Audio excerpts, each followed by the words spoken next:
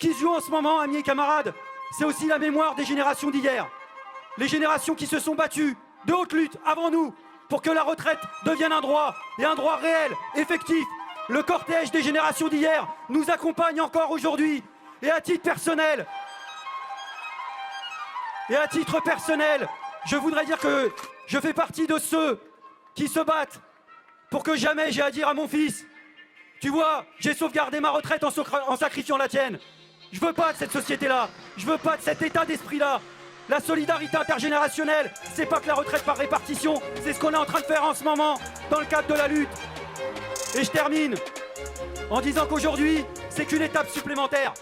Si tous autant qu'on est, là, tous et toutes, au nombre qu'on est, si chacun à l'individuel, on se transforme en militants et en militantes de la grève générale contre ce projet, et qu'on revient après cette manifestation en tant qu'activiste de cette grève générale, eh ben je vais vous dire quelque chose.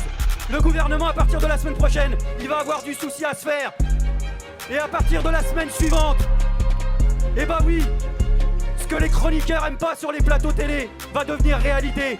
On va bloquer la société, on va bloquer l'économie, on va la paralyser et on va leur rappeler que sans nous, la société tourne pas. Cette grève générale dont on a besoin, c'est pas qu'un slogan, c'est quelque chose qui se construit. Alors grève générale dans toute la société, amis et camarades.